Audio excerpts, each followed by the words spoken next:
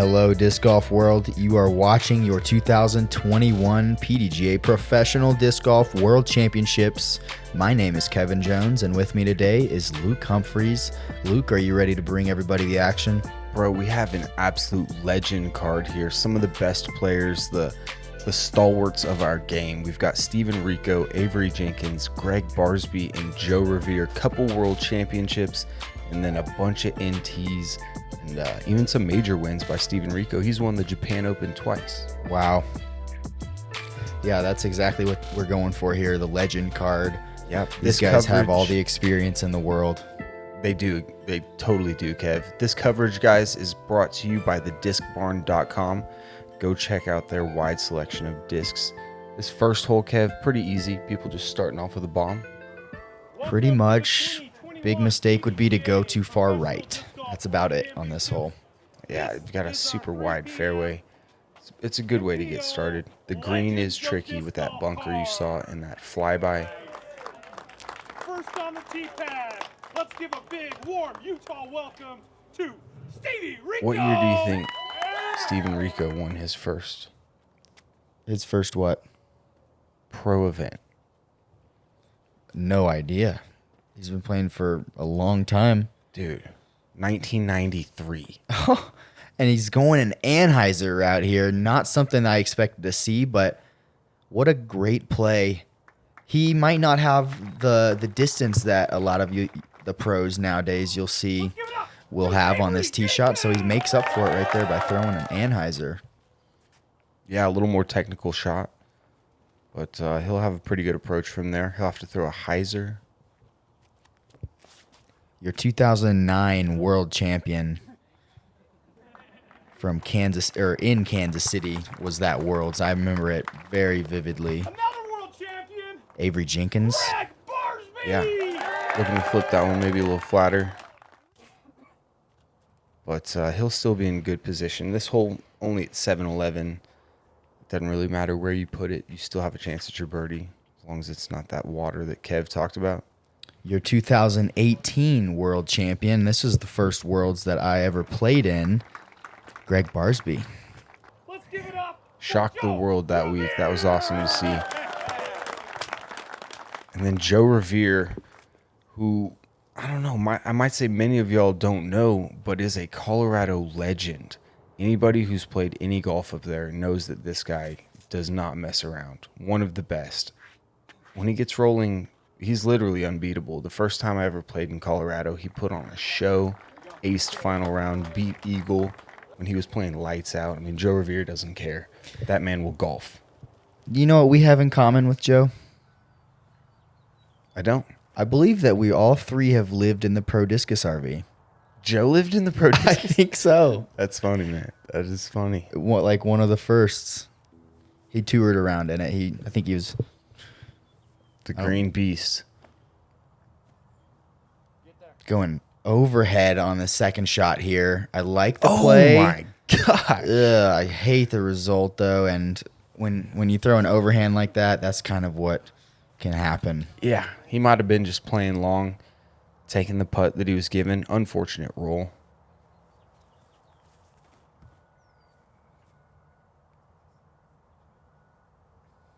And these guys, you know, making adjustments in this altitude, everything's looking a little stable out of the hand. All of them left off the tee. And then that approach there from Gregg is just not normal conditions that they're playing in. This looks wide enough from Stevie, though. A little short there, and when you come in short on this hole, it does bring that sand trap into play. You'll see a common theme on this course is open fairways on your first shot and then very tight greens on your second shot. AJ coming really close there from outside the circle. Yep, right on line. Good bid from him. Barsby, man, he's looking like himself today. Just jabbering. Oh my gosh, don't do it. Not the way you want to start your world championship off. Unfortunate roll away for Joe.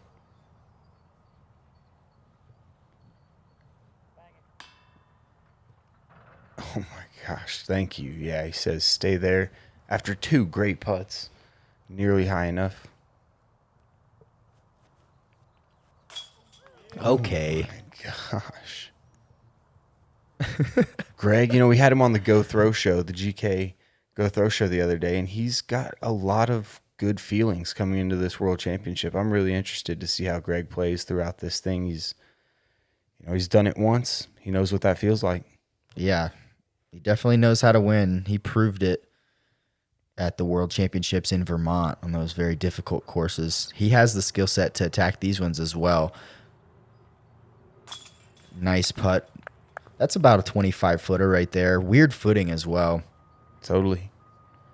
But Steve, known to be one of the best putters ever, really. You'll see on these courses here, distance is not the biggest benefit. Sometimes it's necessary on a couple holes here, but really all these holes are reachable. And so this world title is very achievable for anybody. You got to be hitting your lines and making your putts. Yeah, there's just small landing zones on these holes that you're going to see. Lots of water, lots of sand around. You just got to be very technical as you enter into the green. Yep, this hole's playing at around 360 feet. Distance control is just so important. Yeah. Land a little bit right of that hump on hyzer, past it.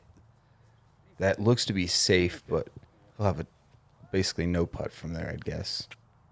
Yeah, if he has a look at it, it'll be very awkward footing from outside the circle. With water nearby. Yeah, that's a common result. Anytime you don't get everything on this shot, comes in short on that front side of the hillside. I like this. That's short as well. It's going to be safe, most likely. Circle's edge. Or just inside, maybe? Possibly. Right about circle's edge, I'd say. These guys not dealing with much wind at all, Kev. Worth noting. That's right. Earlier in the day, it was much windier than it is now. AJ sawing that shot off just a little too much. And he's going to find the out of bounds.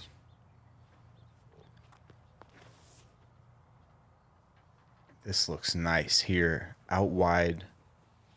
Oh, yeah. Wow, and that's a great shot. That's kind of what players are trying to do. Sneak around that hill, maybe get a little bit of love off that shorter grass. That's a tee box on the golf course there.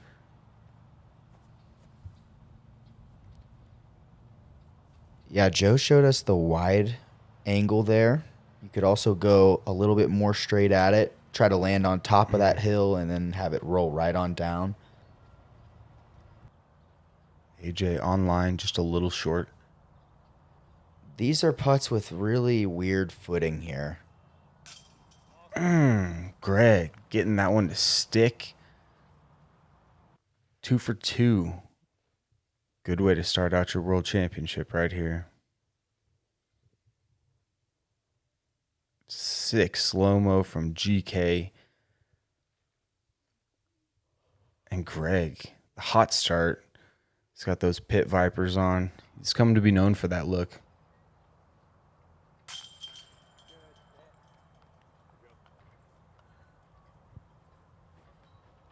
That's a nice putt from Joe. When I see somebody like Joe hit a putt like that, it's like watching Reggie Miller or like Michael Jordan or somebody getting started, getting hot in a basketball game. Almost reference it to that. It's like, oh man, don't give him too many of those 20-footers or he'll start knocking down everything.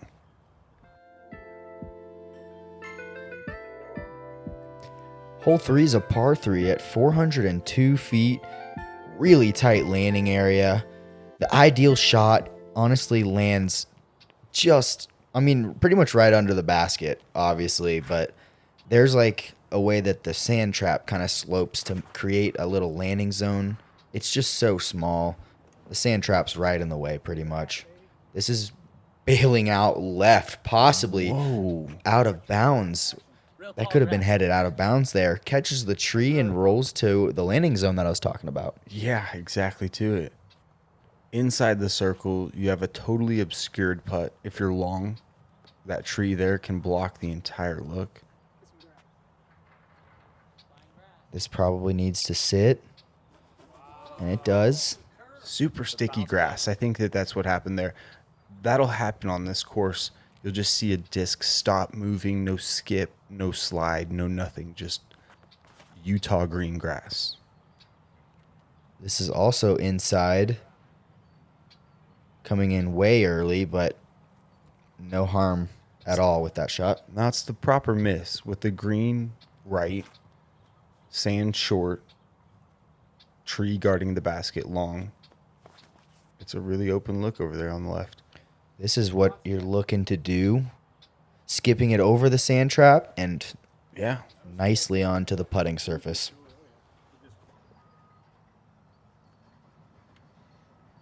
I'm interested to see how he approaches these today. I think we'll see him hit at least one of them. My prediction.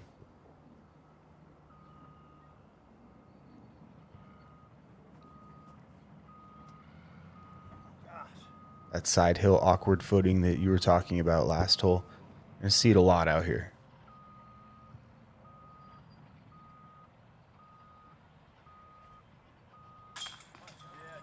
Beautiful putt from Joe, and like I said, my man's heating up. Yeah, Joe is known to be a very strong putter. He found himself behind one of the few trees on the greens. You don't see that very often. Gregg showing you why he putts nose down. A nose up putt, that's out all day. Interesting.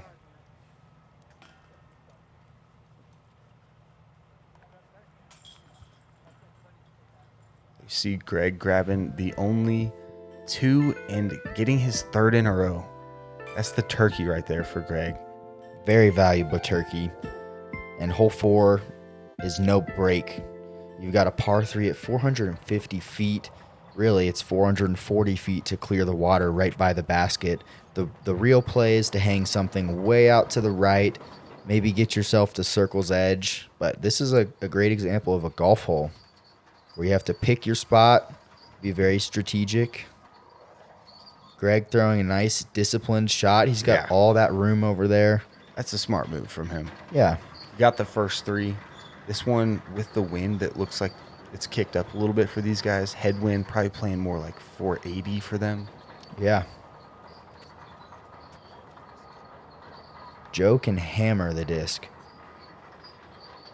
Oh, that's not going to be far enough, though. Looked like he crushed it there. Yeah, it really did. Luckily, the rules this year, he will advance all the way to a drop zone, which is, I believe, practically a jump putt. So he's going to be taking a 4. So getting aggressive on this hole is not as punishing as it has been. Ooh. Early. Yeah, this hole's playing long for these guys. You can see the wind on the water. It's just a pure headwind for him. This guy's still got what it takes, though, for sure. Oh, get up. Yeah, he is not going to leave that one left like his card mates. Getting it way out to the right. He'll have a 100-foot approach shot from there. And here's your drop zone. Interesting. I got to shout out my card. We were first out, and we all bullseyed this thing. There was only 3 of us, but Austin Hannum and Aaron Gossage. My word. Yeah, they showed me the line. We all tapped it in.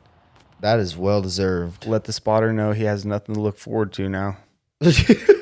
Yeah, you're not going to see anything better than that. 3 bullseyes out of 3. That is crazy. You probably ripped through your round. Dude, we played it in an hour and 50 minutes. Record? Possibly a world record. Yeah, at Worlds. Yeah. If you've got Austin Hannum on your card, you're going to be playing a little faster than normal anyways. He is quick. You see these guys all just throw up to the basket and tapping in. That lake seeing a bunch of discs today, I'm sure. Yeah. Throughout all practice rounds and everything, tons of discs landing in there. It's so hard to get yourself disciplined enough to throw it out to the right.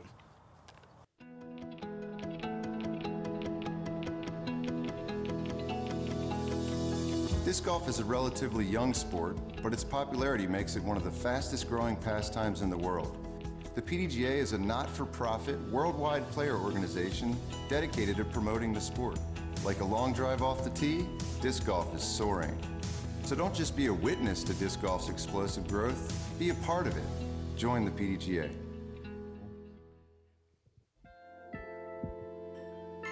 Hole 5, par 4 at 696 feet. This is a hole that you can be very rewarded for gaining distance off of the tee, but at the same time, you could dice this one up into 350-foot shots if you'd like. That's exactly right.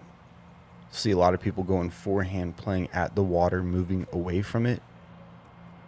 Just breaking the hole down into a couple different shots. Gregg's probably getting 360, maybe 370 off that. Yeah, Gregg going the safe route, about that, 360, 370, leaving him only 310 out or so. Yeah. I really like that play. I think that the bigger numbers on this hole are going to come if you throw out on your first shot. Yeah. If you're safe on your first shot, helps so much, because then if you go out of bounds, you're more than likely inside the circle. Yeah.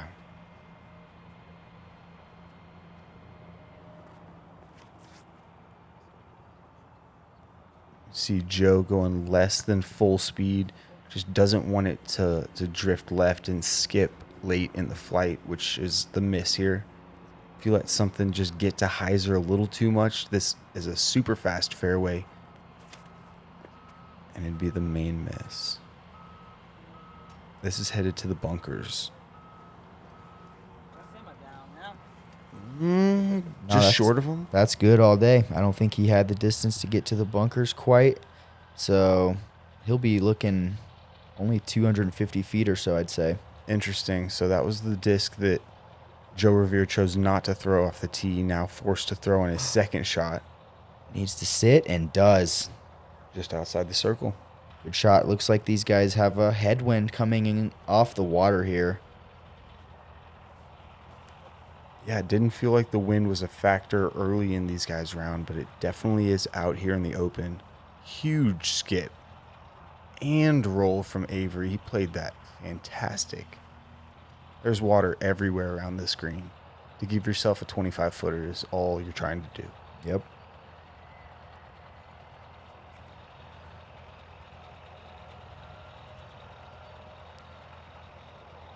This is another nicely played shot. Out to the right side, not bringing in that OB and just giving himself a look at the basket for birdie. I'd say so far so good for Gregg. Yeah, for sure. He played less than full speed. That looked like it was an eagle. Just landed super soft. Not much skip at all to it. It's a little wide from Steve. But solid. All these guys got, precarious putts now. You could take a bad roll and end up with a couple extra strokes here if you don't concentrate on these ones.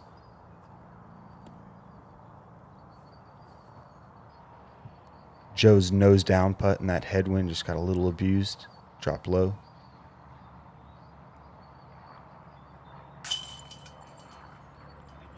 Great putt from the Oklahoma native.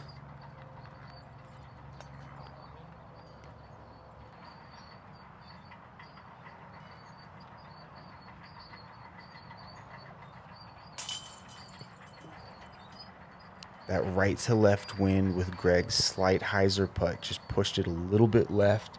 Caught some chains, but didn't stay. Could have been the basket, too. Looks like it's leaning a bit that way.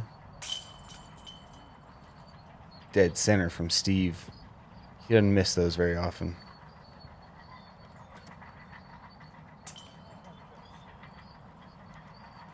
Couple birdies, couple pars from these guys. Head into a little island hole, Kev. It's got to be one of the easiest holes on the course. Am I right, Luke? It definitely looks like it, coming in at 2.44 average. It is the easiest hole on the course. Yep, this one's at 261 feet. It is a chip shot, pretty much. You can go sidearm at it if you like. Today's wind is definitely sidearm friendly. Definitely is. Only thing you want to worry about is going long. Oh, but AJ, it'll be back-to-back birdies for him. Yep. Or hitting that tree with the sidearm. The sidearm will bring the single tree into play. You like the backhand putter shot here? Yeah, it seems good. You don't have to mess with that tree at all, but this is all wind dependent, so You're going to see Steve go with that. Yeah, that's what you want the backhand to look like. You can just jab it into this hill. You don't have to have perfect speed. The hill will stop it for you.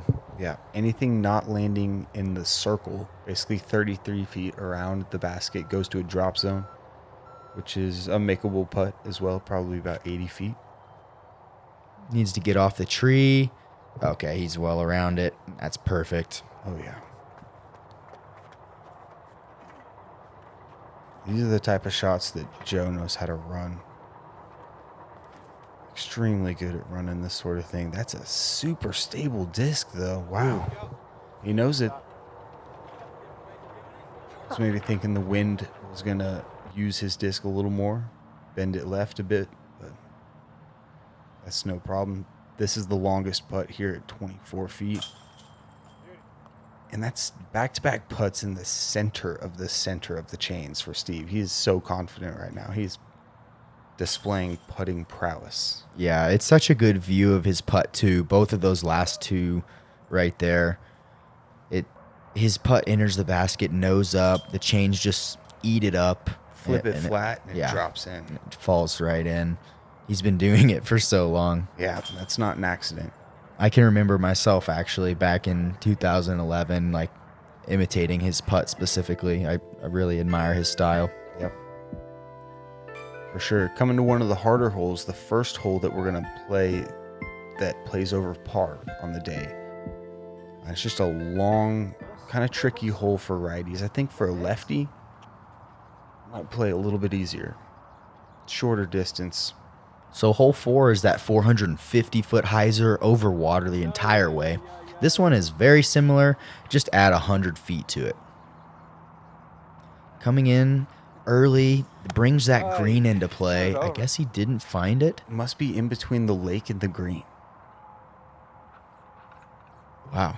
Yeah, there's Little not a ton of sliver room there. space. No, you can see it there just to the right of the bunker is where he must have ended up. Oh, no, get up. Come on. That stayed in as well. Whew. That is a fortunate break there. Oh my gosh. Little misrelease from Steve, but a 3 is good on this hole, so as long as he gets up and down, it's no harm. Yeah, that's what he's playing for, I'm sure. Barsby is I well, love most this. likely going roller. Yes. Wow, He's this got is nice. He's got the fence to protect him from going OB here, right? Yeah, he does. It's a genius play, Yep. honestly. Yep. It's not going to go left. If it goes in the bunker, it's coming out.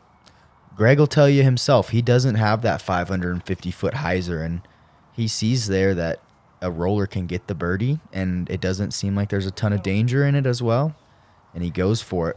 Yeah, total veteran position play from Joe. I love that from him. So 352, pretty tricky green. And this is a stable disc. Nice. Steve is making this hole a lot harder than it can be, but that's a really nice shot there from 350 feet away.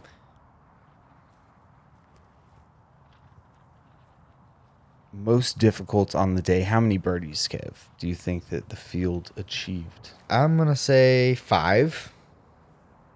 There's probably more than that, though. Let's change that. Let's say 9. That's closer. It was 11. Okay. Yeah. And it's a bunch of big names at the end of the day. Looking at a list, and it makes sense why people birdied this. Albert, Garrett, Ezra, Drew. It was that type of hole. Another good one from Steve. Putt's looking great.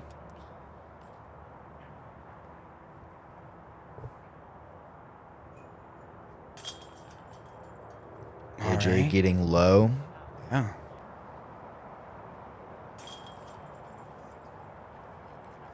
All these guys happy to take a 3 on this one. At the end of the day, it's part of their game plan. They showed up today knowing a 3 was good. They'd get their birdies elsewhere. Oh, no. That pulled out, didn't it? Nose down, pull out. I felt like he was talking to Gregg while he did it. He was, because he didn't need his concentration. It was so close. Wow. Off of the chains. I mean, we're not playing on one of the most catching baskets out there, I'd say. Yeah, no, that's fair. They definitely take a little bit more touch than your average basket. Yeah. Wind can cause crazy things as well. Heiser here is a good play, but it is a gamble. It can be. There's a bunker up front. That's why they've got the spotter letting the players know. It's more right than it is left up front. So I think long left would be the play for the Heiser route. These guys are experiencing some right to left wind, most likely here.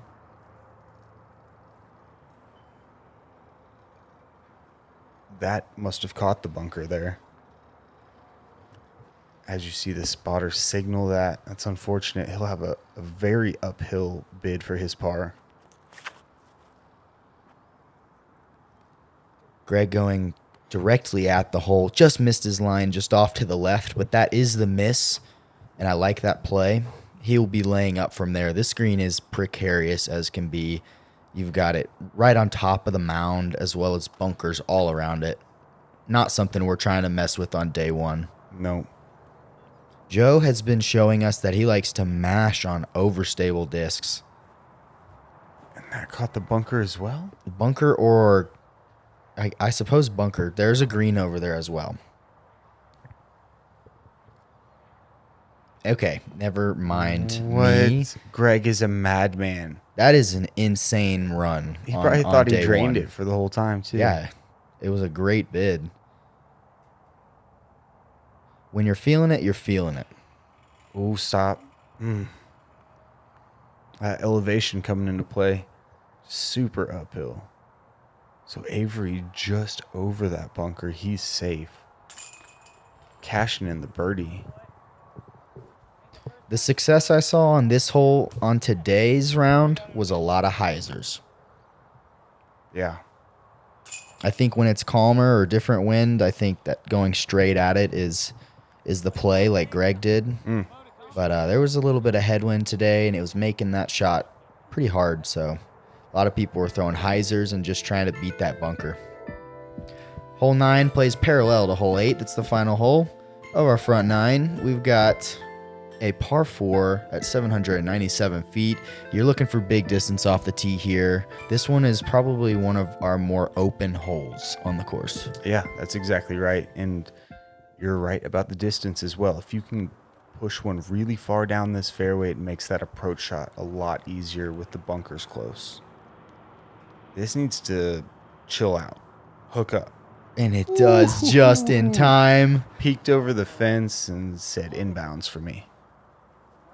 So he'll have an angle over there, maybe a sidearm look at it. It's going to be sitting somewhere around 330 feet, I'd say. Gregg letting this one get real high. Got some turn on it. Not too much, I don't believe.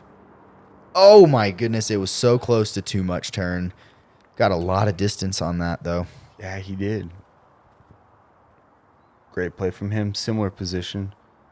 It's all about the second shot on this one, honestly. You could take a shot off on this drive and still get your birdie with a good second.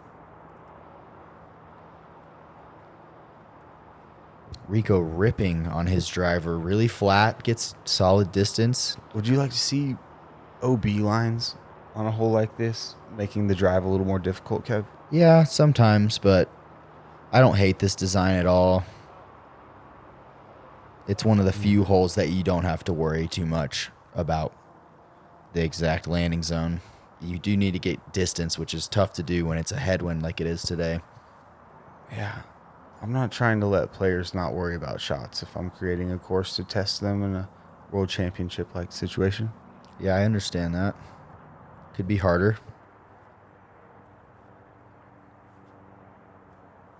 Gregg, forehand from 407. And he's headed to not the short grass, so the skips won't be as good. But as I say that, I just improved completely wrong. Yeah, he had so much steam on that, and it caught the right angle.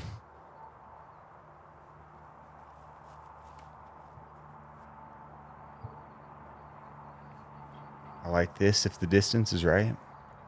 Ooh. Going nowhere. 12 feet from the basket. Every now and then you see that weird Velcro action on the ground. It's just lush grass out here. This needs to sit. Go in! Oh my goodness, Avery! Oh my gosh. I mean, did it go through the chains, dude? It just hit high and spit You out. think so? I think so. Nearly dialing it up. Avery Jenkins. I mean, the guy is a talent. Yeah, It's really amazing to watch. really good thrower of the disc. One of the best ever. Oh my Hey, and gosh. Joe stealing a stroke just like that. What? That's how you do it. Just around the tree in the bread basket? Golly, he's no stranger to playing at elevation. He's got that putt dialed.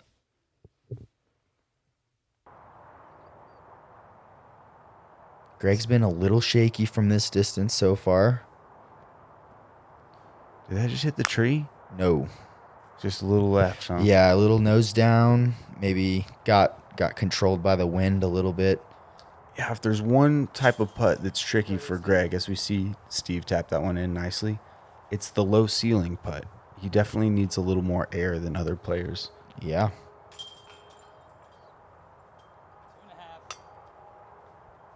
No, 2.5, man. Good run. I don't believe Gregg has a spin putt that he switches to very often. So low ceilings definitely cause problems for him. There we have it, the front nine. Gregg Barsby, bogey free to this point, 4 under. Avery Jenkins, no slouch, coming in at 3. Steven Rico at 2. And then Joe Revere, a little up and down on the round so far. He had like the 5-foot spit out, so it's hard to say that he's playing that bad. He's hit some nasty putts as well. Yeah, Gregg doing exactly what he wants. Bogey free, continues to knock down birdies. Lots of birdies to come on this back nine. See if he can keep that momentum going. That's right. Thank you guys for joining us for the front nine of your Professional Disc Golf World Championships. We are excited to be here and bringing you guys the action. Check us out on the back nine. We will see you there.